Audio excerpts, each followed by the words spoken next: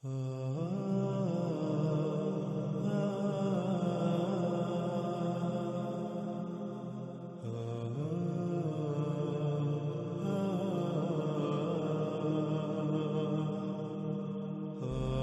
اس قسط کا موضوع ہے فتح قسطنطینیہ اور ملحمۃ الاماک یا دابق۔ دنیا میں خود کو امت مسلمہ کہلوانے والے ان دونوں موضوعات پر دو گروہ میں تقسیم ہے۔ ان میں سے ایک گروہ کا نظریہ جو کہ عقیدے کی حد سے کم نہیں ہے، ان کے نزدیک قسطنطینیہ کی فتح مستقبل میں رونما ہونے والے واقعات میں سے ایک ہے، اور اس کے برعکس دوسرا گروہ جو کہ ایک بڑی تعداد رکھتا ہے، جس میں نہ صرف عربوں کی کثیر تعداد ہے بلکہ ترک اور فارسی اقوام کے نزدیک بھی قسطنطینیہ کی فتح ماضی کا قصہ بن چکی۔ اسی طرح ناظرین، بات کی جائے ملحمۃ الاماک یا دابق کی، تو خود کو امت مسلمہ کہلوانے والوں کی اکثریت ایسے کسی ملحمہ سے بے خبر ہے، یعنی جیسے غزوہ ہند کے چرچے آپ کو ہر طرف سنائی دیں گے، اس کے برعکس ملحمۃ الاماک یا دابق کے بارے میں آپ کو بہت کم سنائی دے گا، سوائے اس کے کہ دنیا میں اس وقت ایک ایسا گروہ ہے جو اس وقت نہ صرف ملحمۃ الاماک یا دابق کا دعوے دار ہے بلکہ اس کی بھرپور تشہیر بھی کر رہا ہے، اور وہ ہے دولت اسلامیہ، جسے زیادہ تر لوگ داعش یا ISIS کے نام سے جانتے ہیں۔ ناظرین، دولت اسلامیہ خواہ اسے لوگ داعش کہیں یا ISIS، 2014 میں جب یہ گروہ شام کے خطے دابق پر قابض ہوا تو اس کے بعد سے اس گروہ نے اس بات کی خوب تشہیر کرنا شروع کر دی کہ ہم دابق کی سرزمین پر موجود ہیں، اور اے اہل روم، ہم تمہارا یہاں سرزمین دابق پر انتظار کر رہے ہیں، تم ضرور ہمارے خلاف 80 جنڈوں تلے اپنی افواج یہاں دابق کے میدان میں اتارو گے۔ یوں دولت اسلامیہ یا داعش نے ملحمۃ الاماک یا دابق کے نام پر خوب تشہیر کی، یہاں تک کہ دولت اسلامیہ کی سرکاری خبر سا ایجنسی کا نام بھی اماک ہے، اور اس کے علاوہ دابق کے نام سے اپنے ایک جریدے کی بھی مسلسل اشاعت کر رہی ہے، اور اس جریدے کا نام دابق ہے۔ اس جریدے کا نام بھی اسی وجہ سے رکھا گیا جو ہر لمحے اس دعویٰ کی یاد دلائے کہ ملحمۃ الاماک یا دابق عنقریب رونما ہونے والے واقعات میں سے ایک ہے اور ہم اسے لڑیں گے۔ ناظرین، دولت اسلامیہ کا دعویٰ ہے کہ اہل روم 80 جنوں تلے متحد ہو کر اپنی افواج کو دابق میں اتاریں گے۔ یوں ملحمۃ الاماک یا دابق میں ان کا سامنا اہل روم سے ہوگا۔ اس لیے دولت اسلامیہ نے مزید ایک اور جریدے کی اشاعت بھی شروع کر دی جس کا نام رومیہ رکھا، یعنی ملحمۃ الاماک یا دابق میں تمہاری شکست ہمارا پورے روم پر قبضے کا باعث بنے گی۔ ناظرین، تاریخ گواہ ہے، اور آپ ماضی قریب اور حال کی مثالیں بھی سامنے رکھ سکتے ہیں کہ دنیا میں کوئی بھی گروہ ہو، اسے اپنے مقاصد کی تکمیل کے لیے افرادی قوت کی ضرورت ہوتی ہے، جسے پورا کرنے کے لیے لوگوں کے رجحان کو مد نظر رکھتے ہوئے اقدامات کیے جاتے ہیں۔ مثلا آپ کسی ایک کمپنی کی ہی مثال لے لیجیے۔ ایک کمپنی جب وجود میں آتی ہے تو ہوا کتنا ہی سرمایہ کیوں نہ لگایا جائے، اس وقت تک کمپنی کا مالک اپنے مقاصد کے حصول میں کامیاب نہیں ہو سکتا جب تک کہ اسے درکار افرادی قوت حاصل نہ ہو جائے۔ افرادی قوت کو پورا کرنے کے لیے وہ مال و دولت اور سہولتوں اور آسائشوں کے نام پر لوگوں کو اپنی کمپنی کی طرف مائل کرتا ہے، اپنی کمپنی کی طرف متوجہ کرتا ہے، جو اس کے مقاصد کے حصول میں اس کے معاون ثابت ہوتے ہیں۔ ناظرین، ایسے ہی دنیا میں جنگیں بھی بالکل اسی طرح لڑی جاتی ہیں، اور ہر کوئی جانتا ہے کہ جنگیں افرادی قوت کے بغیر نہیں لڑی جا سکتی۔ اب ظاہر ہے کوئی بھی شخص دولت کے لالچ میں اپنی جان کی قربانی کیوں دے گا، کیونکہ زندگی کے لیے ہی تو وہ دولت کے پیچھے بھاگتا ہے، اگر زندگی نہیں تو دولت کس کام کی۔ اور پھر ناظرین، یہ بھی بات بالکل واضح ہے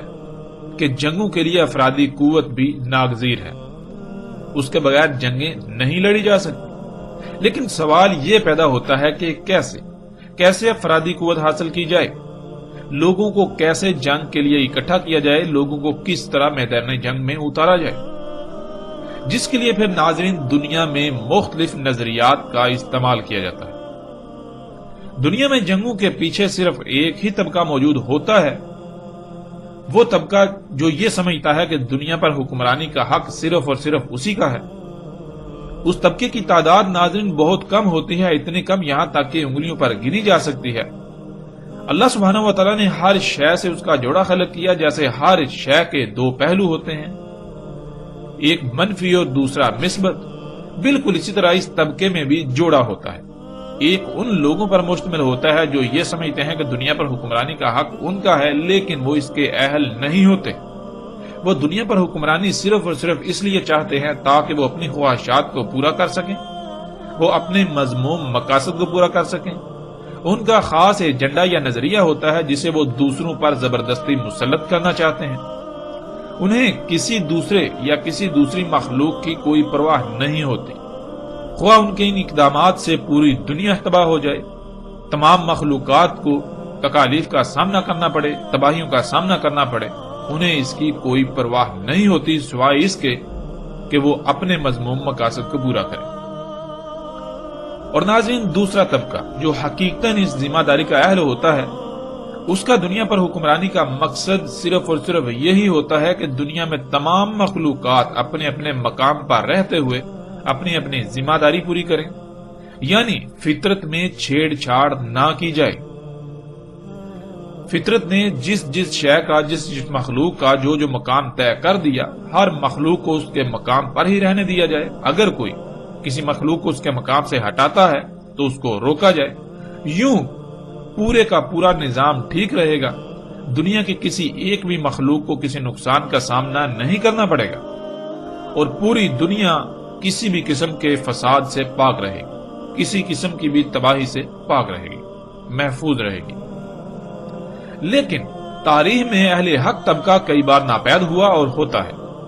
جب باطل کے مقابلے پر حق ناپید ہو جاتا ہے تو پھر باطل طبقہ بذات خود دو گروہوں میں تقسیم ہو کر ایک دوسرے سے برسر پیکار ہو جاتا ہے۔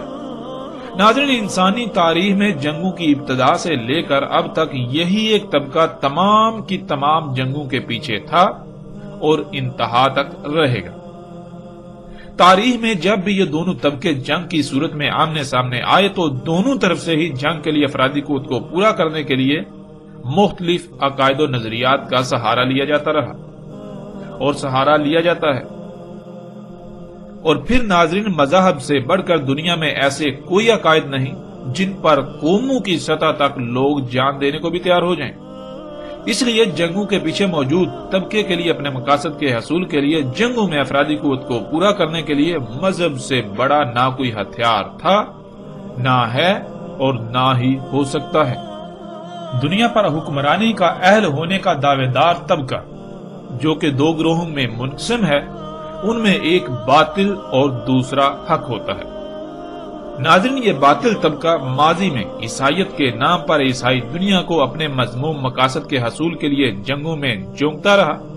یعنی اپنے مقاصد کے حصول کے لیے ان جنگوں کو، اپنی جنگوں کو عیسائیت کی جنگیں بنا کر پیش کرتا رہا، اور عیسائی دنیا ان جنگوں کو اپنی جنگیں سمجھتے ہوئے لڑتے رہی، اور عیسائی دنیا ان جنگوں میں ان کی معاونت ثابت ہوتی رہی۔ آج کے دور میں انسانوں کی جگہ مشینوں نے لے لی تو افرادی قوت پر انحصار بہت بڑی حد تک کم ہو کر نہ ہونے کے برابر رہ گیا، اور جس حد تک افرادی قوت درکار ہوتی ہے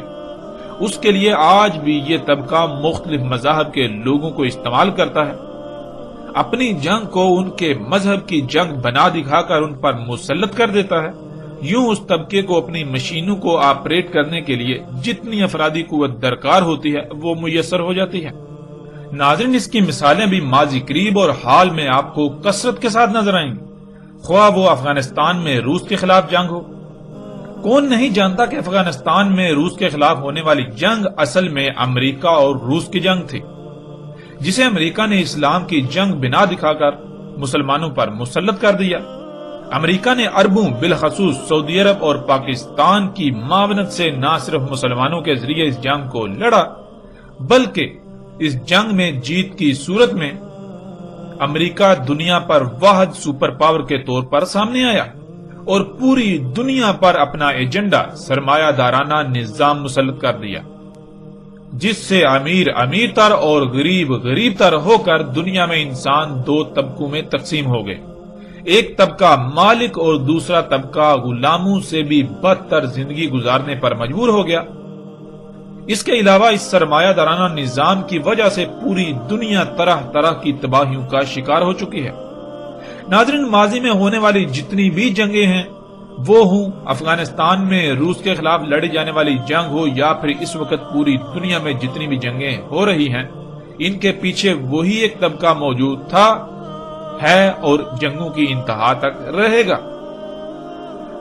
ناظرین، جیسے باطل قوتیں اپنے مقاصد کے حصول کے لیے ناگزیر جنگوں میں افرادی قوت کو پورا کرنے کے لیے مذاہب کی آڑ لیتی ہیں، مختلف عقائد و نظریات کی بنیاد پر افرادی قوت حاصل کرتی ہیں، بالکل اسی طرح ان کے مد مقابل ان کے حریف بھی یہی کرتے ہیں، لیکن فرق یہ ہوتا ہے کہ ایک طرف باطل اور دوسری طرف حق ہوتا ہے یا پھر حق ہونے کا دعوے دار۔ ناظرین، ایسے ہی اس وقت دولت اسلامیہ، جسے دنیا داعش یا ISIS کا نام دیتی ہے، وہ بھی اپنی افرادی قوت کو پورا کرنے کے لیے پوری دنیا کو فتح کرنے، جزیرۃ العرب کی فتح، قسطنطینیہ کی فتح، ملحمۃ الاماک یا دابق، غزوہ ہند یا اس کے علاوہ مختلف نعروں کے نام پر لوگوں کو اپنی طرف متوجہ اور مائل کرنے کی کوششیں کر رہی ہے۔ دولت اسلامیہ یا پھر داعش کہیں یا جو بھی نام دیں، اس کے مقاصد کیا ہیں، ان پر آئندہ ایک ساتھ میں اس موضوع کے تحت تفصیل سے بات ہوگی، لیکن دولت اسلامیہ کا دعویٰ یہ ہے کہ وہ حق پر ہے، اور پھر اس کے علاوہ اس کے دعوے ہیں کہ وہ پوری دنیا کو فتح کریں گے، پوری دنیا پر اسلام کا پرچم لہرائے گا، وہ روم کو یعنی یورپ کو فتح کریں گے، وہ جزیرۃ العرب کو فتح کریں گے، وہ قسطنطینیہ کو فتح کریں گے، وہ ہند کو فتح کریں گے، وہ فارس کو فتح کریں گے، اور اہل روم کے خلاف ملحمۃ الاماک یا دابق لڑیں گے، اور اپنے ان تمام دعویٰ جات کو محمد رسول اللہ صلی اللہ علیہ وآلہ وسلم کی ذات سے منسوب کر دیا جاتا ہے کہ رسول اللہ صلی اللہ علیہ وآلہ وسلم نے ان تمام فتوحات کی بشارت دی، لیکن حقیقت اس کے بالکل برعکس ہے۔ اپنے ایسے تمام تر دعوے محمد علیہ السلام سے منسوب کرنا بالکل بے بنیاد اور غلط ہے۔ دولت اسلامی اپنے دشمنوں سے جنگ کرے، اس سے ہمیں کوئی بھی اختلاف نہیں، لیکن اس کی بنیاد اسے نہ بنائے جس کا حقیقت سے دور دور تک کوئی تعلق نہیں، ورنہ اگر یہی باطل عقائد و نظریات اور باطل دعوے ہی حق ہونے کی علامت ہیں، تو پھر اس دنیا میں کوئی ایک شخص بھی ایسا نہیں ملے گا جس کا یہ دعویٰ نہ ہو کہ وہ حق پر ہے۔ اگر اسے باطل کہتے ہیں تو اس کے مخالفین، نہ کہ وہ خود اپنے آپ کو باطل کہہ رہا ہوتا ہے۔ جہاں تک پوری دنیا کو فتح کرنے کی بات ہے تو نہ ہی ایسا پورے قرآن میں کہیں اللہ سبحانہ و تعالیٰ نے کہا اور نہ ہی محمد علیہ السلام نے۔ ہاں، البتہ اللہ اور اس کے رسول محمد علیہ السلام سے منسوب ایسا بہت کچھ ملے گا، یہاں تک کہ قرآن کے تراجم کی صورت میں بھی ملے گا، مگر عربی متن میں اس کا شائبہ تک نہیں ہے، اور آئندہ ایک ساتھ میں اس پر بھی تفصیل کے ساتھ بات ہوگی۔ اسی طرح ناظرین، جزیرۃ العرب کی فتح کی بات ہو، فارس کی، ہند کی، قسطنطینیہ کی یا پھر ملحمۃ الاماک یا دابق، سب موضوعات پر تفصیل کے ساتھ بات کی جائے گی، کوئی ایک بھی موضوع نہیں رہنے دیا جائے گا، لیکن اس قسط میں ہمارا موضوع ہے قسطنطینیہ کی فتح اور ملحمۃ الاماک یا دابق۔ اب آتے ہیں فتح قسطنطینیہ اور ملحمۃ الاماک یا دابق کی طرف۔ رسول اللہ صلی اللہ علیہ وآلہ وسلم نے کہا، نہیں نکلے گا دجال یہاں تک کہ فتح ہو جائے قسطنطینیہ۔ ناظرین، اس روایت کے حوالے سے یہ بات ذہن میں ہونا بہت ضروری ہے کہ رسول اللہ صلی اللہ علیہ وآلہ وسلم نے یہ الفاظ براہ راست آج کے انسانوں سے نہیں کہے تھے، بلکہ آج سے 14 صدیاں قبل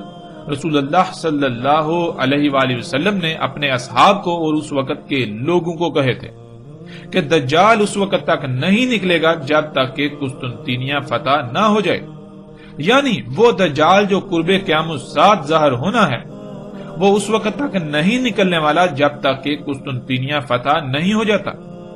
لیکن انتہائی تکلیف دہ بات یہ ہے کہ آج ایسی تمام کی تمام روایات کو یوں لیا جاتا ہے جیسے آج اور ابھی رسول اللہ صلی اللہ علیہ وآلہ وسلم موجودہ لوگوں کو یہ سب کہہ رہے ہیں، اور پھر پیچھے گزرنے والی 14 صدیوں کو یکسر بھلا دیا جاتا ہے، حالانکہ رسول اللہ صلی اللہ علیہ وآلہ وسلم نے اپنی بعثت سے لے کر ساتھ کے قیام تک آنے والے بڑے بڑے واقعات کو بہت ہی مختصر الفاظ میں بیان کیا۔ جن میں دجال کے خروج کے بارے میں کہا تھا کہ دجال کا خروج فتح قسطنطینیہ کے بعد ہوگا، نہ کہ اس سے پہلے۔ اس سے یہ بات بھی واضح ہو جاتی ہے کہ جو لوگ محمد علیہ السلام کی ذات پر یہ بہتان باندھتے ہیں کہ محمد علیہ السلام اس لڑکے کو دجال سمجھ رہے تھے جو یہودیوں کے ہاں پیدا ہوا، اسی طرح اصحاب رسول ابن سیاد کو دجال سمجھتے تھے۔ تو ناظرین، سوال یہ پیدا ہوتا ہے کہ ایسا کیسے ہو سکتا ہے کہ ایک طرف خود محمد علیہ السلام یہ کہہ رہے ہیں کہ وہ یعنی دجال قسطنطینیہ کی فتح سے پہلے نہیں نکلے گا، اور پھر اپنی اس بات کا رد کرتے ہوئے قسطنطینیہ کی فتح سے صدیوں پہلے اس وقت کسی کو وہ وہی دجال سمجھ رہے ہوں جس کا خروج قرب قیامت ساتھ ہونا تھا؟ ایسا قطعاً نہیں ہو سکتا۔ اور ہاں، ابن سیاد کو دجال کہا گیا، لیکن اس سے وہ دجال نہیں کہا گیا جس کا خروج قرب قیامت ساتھ ہونا تھا، بلکہ وہ ان دجالوں میں سے تھا جنہوں نے انسانوں میں سے ہونا تھا، جنہوں نے قرب قیامت ساتھ نکلنے والے دجال سے پہلے آنا تھا۔ ناظرین، اب آتے ہیں قسطنطینیہ کی فتح کی طرف۔ اس سے پہلے کہ قسطنطینیہ کی فتح پر بات کی جائے، پہلے یہ جان لیتے ہیں کہ قسطنطینیہ ہے کیا۔ ناظرین، اس شہر کی بنیاد 667 قبل مسیح یعنی عیسیٰ ابن مریم علیہ السلام کی پیدائش سے 667 سال پہلے رکھی گئی۔ اس شہر کی بنیاد رکھنے والے یونانی تھے، اور انہوں نے اس وقت اس شہر کا نام بازنطین رکھا۔ 330 عیسوی میں یہ شہر رومی سلطنت کا حصہ بنا،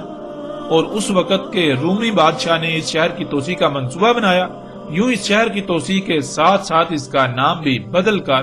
اس وقت کی رومی سلطنت کے سربراہ کونسٹینٹائن کے نام پر کونسٹینٹائن اوپل رکھا، جسے ترکش میں قسطنطینیہ اور اسی وجہ سے عربی میں بھی قسطنطینیہ کہا جاتا رہا۔ 1453 عیسوی میں اسلامی ریاست خلافت عثمانیہ کے ہاتھوں فتح ہونے کے بعد اس کا نام اسلام بول رکھ دیا گیا۔ 1923 عیسوی میں خلافت عثمانیہ کے خاتمے کے بعد اس کا نام اسلام بول سے بدل کر استنبول رکھ دیا گیا، اور آج تک اسی نام سے جانا اور پہچانا جاتا ہے۔ اس وقت یہ جدید ترکی کا بہت ہی اہم اور ایک بڑا شہر ہے۔ ناظرین، اب سوال یہ پیدا ہوتا ہے کہ کیا قسطنطینیہ فتح ہو چکا ہے یا پھر مستقبل میں ہوگا؟ تو اس کا جواب حاصل کرنے کے لیے دیکھتے ہیں کہ محمد رسول اللہ صلی اللہ علیہ وآلہ وسلم نے اس بارے میں لوگوں کی کیا رہنمائی کی تھی۔ تو اس کے لیے آپ کو سکرین پر روایت نظر آ رہی ہے جس میں رسول اللہ صلی اللہ علیہ وآلہ وسلم نے کہا تھا، رسول اللہ صلی اللہ علیہ وآلہ وسلم نے کہا، تم چڑھائی کرو گے، قسطنطینیہ پر 3 غزوات کرو گے، یعنی 3 بار قسطنطینیہ پر چڑھائی کرو گے۔ ان میں پہلا پیش آئے گی، اس میں تمہیں آزمائش، شدید ترین سخت حالات کا سامنا کرنا پڑے گا، اور دوسرا ہوگی تمہارے درمیان اور ان کے درمیان صلح، یہاں تک کہ تم ان کے شہر میں مسجد بناؤ گے، اور تم چڑھائی کرو گے اور وہ دشمنی کریں گے قسطنطینیہ سے پیچھے، پھر پلٹ جاؤ گے، پھر تم تیسری بار چڑھائی کرو گے، پس اللہ اسے فتح کر دے گا تم پر۔ ناظرین، قسطنطینیہ کے فتح کے بارے میں رسول اللہ صلی اللہ علیہ وآلہ وسلم کے واضح ترین الفاظ اس روایت کی صورت میں آپ کے سامنے موجود ہیں۔ رسول اللہ صلی اللہ علیہ وآلہ وسلم نے کہا تھا کہ تم 3 بار قسطنطینیہ پر چڑھائی کرو گے۔ پہلی چڑھائی پر سخت ترین آزمائش کا سامنا کرنا پڑے گا، یعنی سخت ترین حالات کا سامنا کرنا پڑے گا، یوں ناکامی کا سامنا کرنا پڑے گا۔ پھر جب دوسری بار چڑھائی کرو گے تو ان کے اور تمہارے درمیان صلح ہو جائے گی، یہاں تک کہ تم وہاں مسجد بناؤ گے۔ پھر ایک وقت آئے گا جب وہ صلح کا معاہدہ توڑ دیں گے، تم چڑھائی کرو گے، ان سے تمہاری دشمنی ہوگی قسطنطینیہ کے پیچھے، پھر تم واپس پلٹ جاؤ گے۔ پھر تیسری بار چڑھائی کرو گے تو اللہ اسے تمہارے لیے کھول دے گا، یعنی قسطنطینیہ فتح ہو جائے گا۔ ناظرین، ایک اور روایت ہے جس میں رسول اللہ صلی اللہ علیہ وآلہ وسلم نے اس چڑھائی کے بارے میں ذکر کرتے ہوئے اس طرح کہا تھا کہ شہر سے باہر تمہاری ان سے لڑائی ہوگی، یعنی جنگ ہوگی، جس میں اہل روم کو شکست کا سامنا کرنا پڑے گا، اور شہر بغیر لڑائی کے فتح ہو جائے گا۔ یعنی شہر کے اندر لڑائی نہیں ہوگی، بلکہ شہر سے باہر ہونے والی لڑائی ہی فتح کا سبب بنے گی۔ اہل روم شہر سے باہر ہونے والی لڑائی میں اس قدر نقصان کا سامنا کریں گے کہ شہر کے اندر مزاحمت کرنے کے قابل ہی نہ رہیں گے۔ یوں شہر بغیر مزاحمت کے ان کے قبضے میں آ جائے گا۔ اب ناظرین سوال یہ پیدا ہوتا ہے کہ کیا ماضی میں ایسا واقعہ پیش آ چکا یا پھر آئندہ مستقبل میں پیش آئے گا؟ تو اس کا جواب بالکل واضح ہے۔ اگر بات کی جائے تاریخ کی تو تاریخ میں بالکل ویسا ہی ہو چکا جیسا کہ رسول اللہ صلی اللہ علیہ وآلہ وسلم نے کہا تھا۔ اسلامی ریاست کی طرف سے قسطنطینیہ کے لیے 3 غزوات کیے گئے، یعنی 3 بار چڑھائی کی گئی، جن میں پہلا غزوہ یعنی پہلی چڑھائی سن 54 ہجری 674 عیسوی میں معاویہ بن سفیان کے دور حکومت میں کی گئی، جس میں شدید ترین نقصان اور سخت ترین حالات کا سامنا کرنے کے ساتھ ساتھ ناکامی کا سامنا کرنا پڑا۔ پھر دوسرا غزوہ یعنی قسطنطینیہ پر دوسری بار چڑھائی سن 98 ہجری 717 عیسوی میں کی گئی، جس میں رومیوں کے ساتھ صلح ہو گئی، لیکن رومیوں نے معاہدہ خلافی کی، جس وجہ سے اسلامی ریاست کی طرف سے قسطنطینیہ کا رخ کیا گیا، مگر فوج قسطنطینیہ تک نہ پہنچ سکی، بلکہ اسے پسپائی اختیار کرنا پڑی، واپس پلٹنا پڑا شہر کو فتح کیے بغیر۔ یوں دوسری بار بھی قسطنطینیہ کی فتح میں ناکامی کا سامنا ہوا۔ پھر ناظرین اسلامی ریاست خلافت عثمانیہ کی طرف سے 21 سالہ فوجی جرنیل سلطان محمد فاتح کی سربراہی میں 857 ہجری 1453 عیسوی میں قسطنطینیہ پر چڑھائی کی گئی۔ شہر کے محاصرے کی صورت میں شہر کے باہر شدید ترین لڑائی نے رومیوں کی کمر توڑ دی۔ خلافت اسلامیہ کی فوج شہر میں داخل ہونے میں کامیاب ہوئی اور رومی فوج شہر سے باہر ہی اپنی پوری قوت استعمال کر چکی تھی۔ وہ اس لائق نہ رہی تھی کہ شہر کے اندر وہ مزاحمت کر سکتی، شہر کے اندر وہ فوج کا مقابلہ کر سکتی۔ یوں شہر کے اندر خلافت اسلامیہ کی فوج کو مزاحمت کا سامنا نہ کرنا پڑا اور بالآخر قسطنطینیہ فتح ہو گیا۔ ناظرین یہ تاریخ کا عظیم ترین واقعہ تھا اور رسول اللہ صلی اللہ علیہ وآلہ وسلم کے الفاظ کے عین مطابق 3 غزوات کے بعد یہ شہر فتح ہوا، یعنی تیسرے غزوے میں یہ شہر فتح ہوا۔ یوں وہ لوگ جو آج بھی قسطنطینیہ کی فتح کے خواب دیکھ رہے ہیں، ان کو چاہیے کہ خواب غفلت سے جاگ جائیں، اس سے پہلے کہ وقت ہاتھ سے نکل جائے۔ یہاں تک کہ ناظرین آج دنیا کے نقشے پر کسی قسطنطینیہ کا وجود ہی نہیں ہے۔ قسطنطینیہ کا وجود اسی دن مٹ گیا جس دن وہ رومیوں کے قبضے سے نکل کر خلافت اسلامیہ کا حصہ بنا اور اسے قسطنطینیہ سے اسلامبول میں بدل دیا گیا۔ اور اب تو اسلامبول بھی ماضی کا قصہ بن چکا۔ اس وقت دنیا کے نقشے پر استنبول کا وجود ہے، نہ بازنطین کا، نہ قسطنطینیہ کا اور نہ ہی اسلامبول کا۔ رسول اللہ صلی اللہ علیہ وآلہ وسلم نے قسطنطینیہ کی فتح کی خبر دی تھی، نہ کہ استنبول کی فتح کی خبر۔ پھر جب قسطنطینیہ کو فتح کیا جانا تھا تو اسے اہل روم سے فتح کیا جانا تھا، نہ کہ ان سے جو خود کو مسلمان کہلاتے ہیں۔ فتح کے بعد وہاں مساجد کی تعمیر ہونی تھی، فتح سے پہلے اسے مساجد سے خالی ہونا تھا، لیکن آج کا استنبول تو دنیا میں مساجد کا شہر کہلواتا ہے۔ پورا شہر عظیم ترین مساجد سے بھرا پڑا ہے۔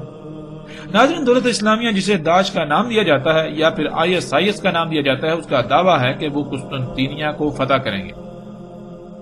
اور پھر قسطنطینیہ موجودہ ترکی کے شہر استنبول کو قرار دیتے ہیں اور اپنے اس دعوے کو محمد رسول اللہ صلی اللہ علیہ وآلہ وسلم سے یہ کہہ کر منسوب کر دیتے ہیں کہ رسول اللہ صلی اللہ علیہ وآلہ وسلم نے قسطنطینیہ کی فتح کی بشارت دی تھی۔ ہاں ہم مانتے ہیں کہ فتح کی بشارت دی تھی، لیکن استنبول کی نہیں بلکہ قسطنطینیہ کی، جو کہ ماضی کا قصہ بن چکا۔ اس لیے آپ کو اپنے گریبان میں جھانکنا ہوگا، ورنہ آپ میں اور ان میں کوئی فرق نہیں رہے گا۔ جو لوگ غزوہ ہند کے نام پر اپنے مفادات کے حصول کے لیے عام عوام سے کھلواڑ کر رہے ہیں، جیسے وہ لوگ جو انڈیا کے آس پاس ہیں وہ انڈیا کو ہند قرار دے کر اپنے عزائم کی تکمیل کے لیے غزوہ ہند کا چورن بیچنے میں مصروف ہیں، بالکل ایسے ہی آپ استنبول کے قریب موجود ہیں تو آپ استنبول کو قسطنطینیہ قرار دے کر فتح قسطنطینیہ کے دعوے کر رہے ہیں۔ ہم یہ نہیں کہتے کہ آپ جان بوجھ کر ایسا کر رہے ہیں، ہم یہ گمان کرتے ہیں کہ آپ غلط فہمیوں کا شکار ہو کر ایسا کر رہے ہیں، اس لیے اس سے پہلے کہ وقت ہاتھ سے نکل جائے اپنی اصلاح کیجیے۔ حق آپ کے سامنے ہے، اس کے باوجود اگر کوئی یہ سمجھے کہ یہ ہماری ذات پر حملہ ہے تو ہمیں اس سے کوئی فرق نہیں پڑے گا۔ ہمارا مقصد حق کو سامنے لانا ہے، خواہ سامنے کوئی بھی ہو۔ اب اگر کوئی اپنی غلطی سامنے آنے پر اصلاح کی بجائے اسے اپنی ذات پر حملہ تصور کرتے ہوئے اپنی غلطی پر ڈٹا رہے گا تو اسے جان لینا چاہیے کہ نقصان ہمارا نہیں بلکہ وہ خود اپنا ہی کرے گا، اور اگر وہ اپنی غلطی کی اصلاح کر لیتا ہے تو فائدہ بھی اس کا اپنا ہی ہوگا۔ اب آتے ہیں ناظرین ملحمۃ الاماق یا دابق کی طرف۔ ناظرین اسے ملحمۃ الاماق یا دابق اس لیے نہیں کہا گیا کہ یہ ملحمہ اماق یا پھر دابق میں ہونا تھا، بلکہ یہ ملحمہ جہاں ہونا تھا یعنی جس خطے میں اس ملحمہ کا ہونا تھا وہاں کے مشہور و معروف ترین مقامات میں سے 2 مقامات تھے جن کے نام اماق اور دابق تھے۔ اب اس ملحمہ کو کوئی نام دینا چاہے تو چاہے وہ ملحمۃ الاماق کا نام دے یا پھر ملحمۃ الدابق کا نام دے، اس لیے اسے ملحمۃ الاماق یا دابق کہا جاتا ہے۔ ناظرین آگے بڑھنے سے پہلے لفظ ملحمہ کو جان لینا لازمی ہے، اور ملحمہ کہتے ہیں اس جنگ کو جو نہ صرف مسلط کی گئی ہو بلکہ جو سالوں، دہائیوں یا صدیوں پر محیط ہو اور اس میں کثرت کے ساتھ جانی نقصان کا سامنا کرنا پڑے۔ مثلا جیسے آج آپ موجودہ دور کو دیکھیں تو جب سے ٹیکنالوجی وجود میں آئی ہے تب سے اس ٹیکنالوجی کی بنیاد پر ہونے والی جنگوں کو مجموعی طور پر اگر کوئی نام دیا جائے گا تو انہیں ملحمۃ الدجال کہا جائے گا،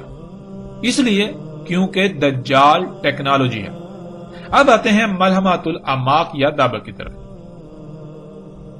رسول اللہ صلی اللہ علیہ وآلہ وسلم نے کہا 5 ملاحم ہوں گی،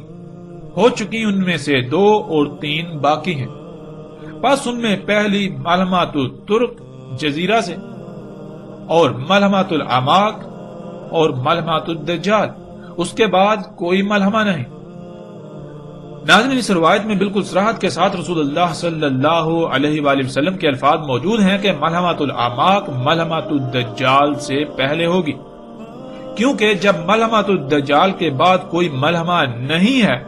تو پھر ظاہر ہے کہ ملحمۃ الاماق ملحمۃ الدجال سے پہلے ہی ہوگی، اور دجال کا خروج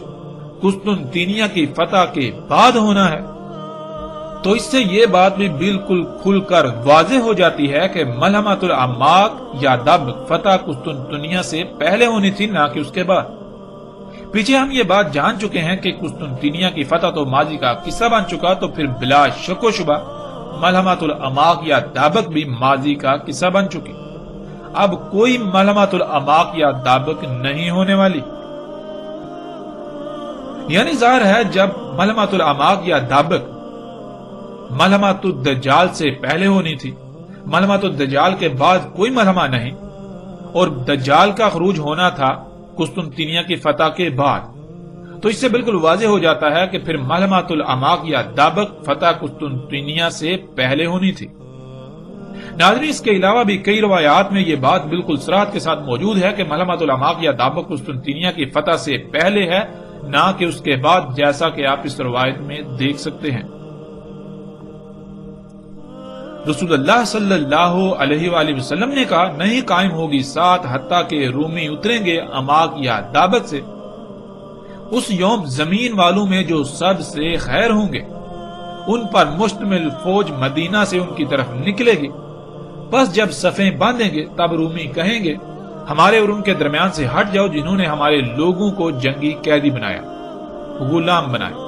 ہم ان سے قتال کریں گے۔ پس کہیں گے جنہوں نے خود کو اللہ کے آگے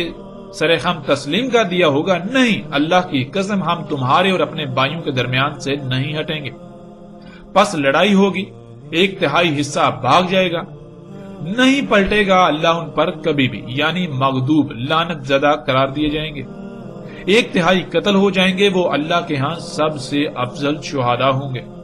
اور 1/3 فاتح ہوں گے، نہیں ان کو فتنے میں ڈالا جائے گا کبھی بھی۔ پس وہ قسطنطنیہ کو فتح کر لیں گے، پس اس کے درمیان تقسیم کریں گے مال غنیمت کو، اور تحقیق وہ اپنی تلواریں زیتون سے لٹکائیں گے، تب شیطان کی آواز ہوگی کہ بے شک مسیح تمہارے پیچھے تمہارے اہل و عیال میں نکل چکا، پس وہ نکلیں گے تو وہ باطل ہوگا۔ پس جب شام پہنچیں گے یعنی غزوہ قسطنطنیہ کے بعد شام میں ملحمہ ہوگا تب ان کے درمیان نکلے گا۔ وہ قتال کی تیاری کر کے صفیں باندھیں گے۔ جب صلاۃ قائم کریں گے پس اتریں گے عیسیٰ ابن مریم علیہ السلام، پس جڑ ہوں گے ان کی۔ پس جب اللہ کا دشمن دیکھے گا تو پگھلے گا ایسے جیسے پانی میں نمک پگھلتا ہے۔ پس اگر اسے چھوڑ بھی دیتے تو پگھل جاتا یہاں تک کہ ہلاک ہو جاتا، اور لیکن قتل کرے گا اسے اللہ اپنی قوت سے۔ پس انہیں دکھا دے گا اس کا خون عیسیٰ ابن مریم علیہ السلام کی حربت پر۔ ناظرین، اس روایت میں بالکل واضح صراحت کے ساتھ یہ الفاظ موجود ہیں کہ ملحمۃ الاعماق یا دابق فتح قسطنطنیہ سے قبل ہوگا نہ کہ اس کے بعد۔ اور اسی ملحمہ کے بارے میں رسول اللہ صلی اللہ علیہ وآلہ وسلم نے فرمایا تھا کہ اہل روم 80 جنوں تلے آئیں گے اور ہر جھنڈے تلے 12,000 سپاہی ہوں گے، یعنی اہل روم تقریباً 9,60,000 کی تعداد کے ساتھ حملہ ور ہوں گے، جیسا کہ آپ اس روایت میں دیکھ سکتے ہیں۔ رسول اللہ صلی اللہ علیہ وآلہ وسلم نے کہا، تمہارے درمیان اور بنی اصفر یعنی رومیوں کے درمیان جنگ بندی ہوگی، پس وہ تمہارے ساتھ دھوکہ کریں گے، پس وہ آئیں گے تمہاری طرف 80 جنوں تلے، ہر جھنڈے تلے 12,000 ہوں گے۔ ناظرین، جب ہم تاریخ میں نگاہ دوڑائیں تو پتہ چلتا ہے کہ جب مومنوں نے سلطان صلاح الدین ایوبی رحمہ اللہ کی قیادت میں بیت المقدس کو فتح کیا تو اس وقت پورا اہل روم لرز اٹھا تھا، اور تمام کے تمام اہل روم مشترکہ فوج کے ساتھ حملہ ور ہوئے تھے، جن کی تعداد تاریخ میں مختلف ملتی ہے۔ بعض مغربی مورخین کے مطابق اہل روم کی تعداد تقریباً 10 لاکھ کے لگ بھگ تھی، یعنی اہل روم تقریباً 10 لاکھ فوج کے ساتھ حملہ ور ہوئے تھے، اور 2 سال تک بیت المقدس کا محاصرہ جاری رہا تھا۔ شہر میں کھانے پینے سمیت سب کچھ ختم ہو چکا تھا، اور یہ تاریخ کا عظیم ترین معرکہ تھا جس میں اہل روم کو محض چند ہزار مومنوں کے ہاتھوں ذلت آمیز شکست ہوئی، جس میں تقریباً 4 لاکھ صلیبی مارے گئے اور محض چند ہزار مومن شہید ہوئے۔ یوں یہ بات واضح ہو جانی چاہیے کہ ملحمۃ الاعماق یا دابق گزر چکا، اب کوئی ملحمۃ الاعماق یا دابق نہیں ہے۔ رسول اللہ صلی اللہ علیہ وآلہ وسلم نے ملحمۃ الاعماق یا دابق اسے ہی کہا جسے آج صلیبی جنگوں کا نام دیا جاتا ہے۔ اب اگر کچھ بچا ہے تو وہ ہے صرف اور صرف ملحمۃ الدجال، جو کہ وہ بھی اب اپنے آخری مراحل میں داخل ہو چکا، یعنی ملحمۃ الدجال بھی اپنے آخری مراحل میں داخل ہو چکا۔ اور پھر ناظرین، دوسری بات اس حوالے سے یہ ہے کہ جب ملحمۃ الاعماق کے بارے میں روایات میں غور کریں تو ملحمۃ الاعماق یا دابق کی تفصیلات میں رسول اللہ صلی اللہ علیہ وآلہ وسلم کے الفاظ صراحت کے ساتھ موجود ہیں، جن سے صاف واضح ہوتا ہے کہ ملحمۃ الاعماق یا دابق گھوڑوں پر سوار، تیروں، تلواروں اور نیزوں وغیرہ سے ہونا تھا، جس میں شدید ترین خون بہنا تھا۔ اور آج کے دور کے تقاضوں کو سامنے رکھیں تو گھوڑوں پر تیروں، تلواروں اور نیزوں کے ساتھ ایسے کسی ملحمہ کا کوئی تصور ہی نہیں کیا جا سکتا۔ اور جب یہ ملحمہ فتح قسطنطنیہ سے ہی قبل ہونا تھا تو پیچھے کسی بھی سوال کی کوئی گنجائش نہیں رہتی۔ ناظرین، اب تک نہ صرف فتح قسطنطنیہ کی حقیقت آپ کے سامنے کھل چکی، بلکہ ملحمۃ الاعماق یا دابق کی حقیقت بھی بالکل کھل کر واضح ہو چکی کہ وہ ماضی کا قصہ بن چکا۔ آج دولت اسلامیہ، جسے ISIS یا داعش کا نام دیا جاتا ہے، ان کا دعویٰ ہے کہ وہ نہ صرف فتح قسطنطنیہ کریں گے، یعنی قسطنطنیہ کو فتح کریں گے، بلکہ عنقریب اعماق یا دابق کے مقام پر اہل روم سے وہ مارکہ ہونے جا رہا ہے، جس کی خبر محمد رسول اللہ صلی اللہ علیہ وآلہ وسلم نے ملحمۃ الاعماق یا دابق کے نام پر دی تھی۔ اور اسی وجہ سے دولت اسلامیہ نے اپنی سرکاری خبر رساں ایجنسی کا نام بھی اعماق رکھا ہوا ہے، اور مسلسل اپنا ایک جریدہ ایسا بھی شائع کر رہی ہے جس کا نام دابق ہے۔ اس کے علاوہ دولت اسلامیہ اس روایت کو بھی بھرپور اپنے حق میں استعمال کرتے ہوئے نظر آتی ہے، اور پھر خود کو یعنی دولت اسلامیہ کو اس کا مصداق قرار دیتی ہے، جس میں رسول اللہ صلی اللہ علیہ وآلہ وسلم نے کہا تھا کہ اہل روم 80 جنوں تلے تم پر حملہ ور ہوں گے اور ہر جھنڈے تلے 12,000 سپاہی ہوں گے۔ حالانکہ یہ سب ماضی میں ہو چکا، جنہیں صلیبی جنگوں کا نام دیا جاتا ہے۔ ناظرین، دولت اسلامیہ کے دعووں کو ہرگز سچ تسلیم نہیں کیا جا سکتا اگر وہ غلط ثابت ہو جاتے ہیں، اور الحمدللہ حق آپ کے سامنے ہے۔ ان تمام لوگوں کو سوچنا ہوگا جو دولت اسلامیہ سے منسلک ہیں، اور دولت اسلامیہ کے امراء کو بھی اپنے گریبان میں جھانکنا ہوگا کہ اگر وہ واقعتاً حق کے طالب ہیں تو پھر انہیں اپنے عقائد و نظریات پر نظر ثانی کرنے کی ضرورت ہے۔ بہتر یہی ہے کہ وہ نہ ہی خود کو دھوکے میں مبتلا رکھیں اور نہ ہی ایسے نعروں کی بنیاد پر دوسروں کو دھوکے میں مبتلا کریں۔ ہمارا حق کو سامنے لانا اگر آپ کو ناگوار گزرتا ہے اور آپ حق کے سامنے آنے کو اپنی ذات پر حملہ تصور کرتے ہیں تو جان لیجئے نقصان ہمارا نہیں بلکہ نقصان آپ کا اپنا ہی ہوگا۔ تصوراتی اور دیو مالائی کہانیوں سے باہر نکل کر حق کو پہچاننے کی کوشش کریں اور حق کو تھامیں اس سے پہلے کہ دیر ہو جائے۔ اس وقت دنیا میں جو لوگ ٹیکنالوجی کے خلاف ان باطل قوتوں سے لڑ رہے ہیں، حقیقتاً وہ ملہمات الدجال لڑ رہے ہیں۔ اس لیے جبکہ آپ ملہمات الدجال لڑ رہے ہیں تو پھر آپ اس کو ملہمات الدجال ہی پیش کریں، نہ کہ آپ ایسے عقائد و نظریات کا سہارا لیں کہ جن کا حقیقت سے کوئی تعلق نہیں ہے۔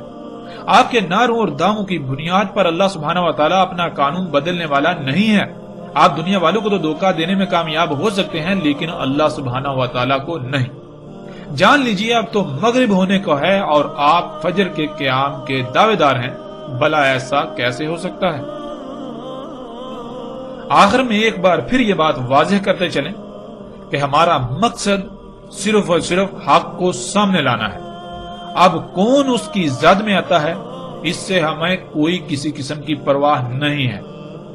اگر ہم خود حق کی زد میں آئیں تو ہم اسے اپنی ذات پر حملہ تصور نہیں کریں گے بلکہ ہم شکر گزار ہوں گے ان لوگوں کے جنہوں نے ہم پر حق واضح کیا، جنہوں نے اس سے پہلے ہماری آنکھیں کھول دیں کہ وقت ہاتھ سے نکل جاتا، اور ہمیں ایسے لوگوں کا احسان مند ہونا چاہیے جنہوں نے ہماری غلطی یا جنہوں نے آپ کی غلطی آپ پر واضح کی، اور پھر ہم پر فرض ہے یا ان لوگوں پر یہ فرض ہے کہ اگر وہ واقعتاً اہل حق ہیں تو اپنی غلطی کو تسلیم کرتے ہوئے اس کی اصلاح کریں، نہ کہ الٹا اس پر ڈٹ جانا۔ بہرحال ناظرین، حق الحمدللہ ثم الحمدللہ اللہ کے فضل سے ہر لحاظ سے آپ کے سامنے ہے، قسطنطنیہ کی فتح ہو یا پھر ملہمات الاماک یا دعوت۔ اب فیصلہ آپ کے اپنے اختیار میں ہے، فیصلہ آپ کے اپنے ہاتھ میں ہے۔